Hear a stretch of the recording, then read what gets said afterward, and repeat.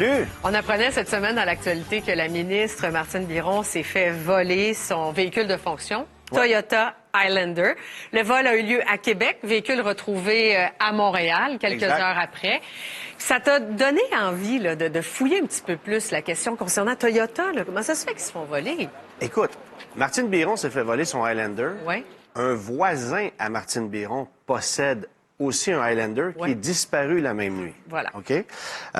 Et on est peut-être une vingtaine de chroniqueurs automobiles au Québec qui essayons, en changeant de véhicule chaque semaine, différents produits de l'industrie, dont des produits Toyota Lexus. Parmi mes collègues, 6 d'entre eux ont été victimes de vol ou de tentatives de vol. Et on n'est pas un gros échantillonnage par rapport à la quantité de véhicules Toyota qui se trouvent sur les routes. Il y a des véhicules qui ont été volés. Il y a eu plusieurs tentatives de vol, parfois même 3 fois en une seule nuit. Et la semaine dernière, j'ai décidé de parler à mes collègues pour apprendre que cette même journée-là, où Martine Biron s'était fait voler son Highlander, ben j'avais un collègue qui, lui, s'était fait défoncer un Lexus RX. Et là, j'ai fait ça à aucun bon sens. J'ai appelé le département de relations publiques de Toyota Canada et on m'a avoué que la personne au bout du fil à qui j'ai parlé s'était fait voler son RAV4 la même nuit. À un moment donné, c'est comme, il y a quelque chose qui se passe, puis tu as l'impression que le constructeur est complètement démuni face à ce fléau-là. Faut comprendre ce qui se passe là. Aujourd'hui, c'est plus Joe Blow qui vole un véhicule pour se faire plaisir. C'est le crime organisé qui a une business hyper lucrative. Tous ces véhicules-là qui sont volés, ça s'en va à Dubaï, ça s'en va au Moyen-Orient. D'ailleurs, ceux qui voyagent à Dubaï, je vous invite à regarder ce qui circule dans les rues là-bas. Moi, c'est flagrant. Je regarde ce qu'il y a là, puis c'est des véhicules qui proviennent d'Amérique du Nord majoritairement. Alors, c'est vraiment une business gigantesque qu'on n'est pas capable de contrôler au Québec. Et les produits Toyota, forcément, sont particulièrement prisés. Pourquoi? Bien, parce que ce sont des véhicules fiables, parce que ce sont des véhicules qui sont peut-être un peu plus faciles à voler que des véhicules de luxe allemands, par exemple. Un Mercedes, aujourd'hui, là, faut que tu sois équipé.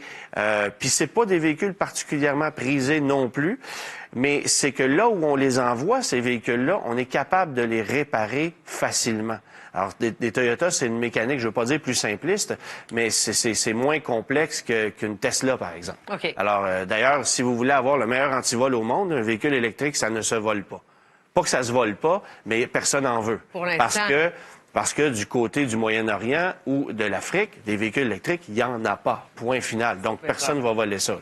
Bon, il y a Honda CR-V aussi qui se retrouve sur la liste. Honda CR-V est en tête de liste. Alors, 27 des CR-V sont volés. Donc, ce que ça veut dire, c'est que vous avez une chance sur 4 de vous faire dérober votre CR-V. C'est à ce point grave. Le record appartient à la Toyota Venza qui avait dépassé le cap des 30 il y a quelques années. Mais cette année, c'est le CR-V qui est en tête. Mais suivent beaucoup de produits Toyota Lexus, le Highlander, le RAV4, le 4Runner, Lexus RX, Lexus NX. Ce sont des véhicules très prisés aussi, ouais. OK. Bon, alors, difficile d'affirmer que chez Toyota, c'est plus facile à voler que d'autres, mais il reste que les statistiques parlent.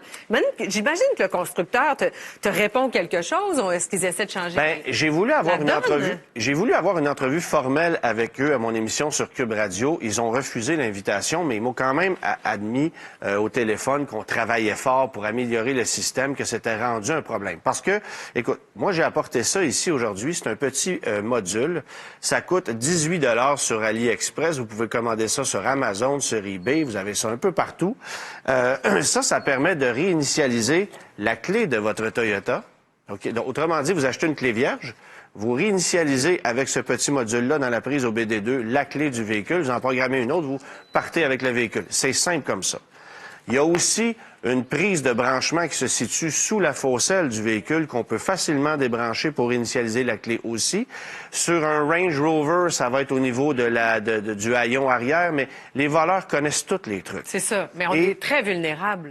Et on est très vulnérable. On a beau développer des systèmes de repérage, Parce que c'est vrai qu'il y a beaucoup de Toyota qui sont volés, qui se font retrouver grâce au système de repérage de Toyota qui, lui, semble relativement efficace, faut qu'on soit honnête, là. Mais c'est très facile de partir avec un véhicule Toyota aujourd'hui. Puis j'ai apporté cet outil-là aussi. C'est un truc qui m'a été prêté par quelqu'un qui travaille dans l'industrie pour contrer le vol automobile, les gens de chez TAG qui font du burinage, repérage par onde cellulaire. Alors, cet outil-là permet d'arriver près d'un domicile, d'amplifier les clés, le signal des clés qui va se trouver à l'intérieur de la maison pour copier le signal de la clé, programmer une clé et partir avec le véhicule. Bon, évidemment, il y a des voleurs qui font ça un peu trop vite, qui programment pas la clé, qui partent avec le véhicule et quand ils l'éteignent, ben ça repart pas parce que là, on l'a plus.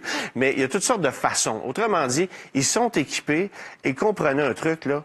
Le crime organisé aura toujours plus de volonté à développer des technologies pour voler des véhicules que les constructeurs à les contrer. OK. Ça, c'est certain. Que fait Toyota face à la situation? Puis qu'est-ce qu'on fait, nous, les propriétaires de véhicules, pour essayer de freiner les voleurs? Bon, Toyota, chez Toyota, on dit on a un système de repérage qui est plus performant. On nous a dit qu'à partir de 2023, les véhicules étaient un peu plus difficiles à voler. Qu'est-ce que ça veut dire? Aucune idée. Mais ce que ça veut dire pour moi, c'est, OK, il y a peut-être un petit défi de plus. Ça va prendre 24 heures, puis les voleurs vont trouver la solution. C'est tout le temps ça. Okay. Puis je veux dire, tu sais, on parle de Toyota aujourd'hui parce que ça fait partie de l'actualité, là. Mais des Ford F-150, des Chevrolet Silverado, des camions Ram, des Jeep Wrangler, c'est extrêmement volé. Range Rover, on l'a vu, des véhicules de luxe, Chevrolet Tahoe, Cadillac Escalade, tout ça, c'est très populaire. Alors, c'est pas que Toyota, mais Toyota est en grande partie ciblé. Et c'est une multitude de trucs qui vont vous permettre de garder votre véhicule. D'abord, ça, c'est un truc qu'on achetait dans les années 80, ouais. OK, pour bloquer son volant. À l'époque, l'avantage de ça, c'est que tu rendais la tâche difficile au voleur, mais le voleur pouvait facilement démonter le volant, placer une paire de pinces puis conduire avec la paire de pinces. Aujourd'hui, tu peux plus, il y a des coussins gonflables, il y a un paquet. Alors, c'est complexe et c'est un élément dissuadeur de plus qui coûte pas cher. C'est une centaine de dollars, je pense. Ah, ça a coûté 22 $. 22 $. En ligne, OK. Une boîte comme celle-là, on appelle ça une boîte Faraday et une petite pochette comme ça pour mettre vos clés. Ce que ça fait, c'est que ça bloque le signal de la clé. Alors ça, vous mettez vos clés à l'intérieur d'une petite boîte comme ça, à domicile. Le signal n'émet plus. Obstacle de plus pour un voleur. Faire buriner votre véhicule, avoir un très, très bon système de repérage, comme celui de TAG, comme celui de Domino. C'est deux technologies complètement différentes, mais ça peut dissuader des voleurs. Puis évidemment, laissez rien traîner à la vue. Et si vous avez un véhicule particulièrement prisé par les voleurs, arrangez-vous pour le stationner dans un endroit où il sera plus difficile d'accès. Si vous avez deux véhicules à la maison, vous placez celui qui est moins prisé par les voleurs devant l'autre.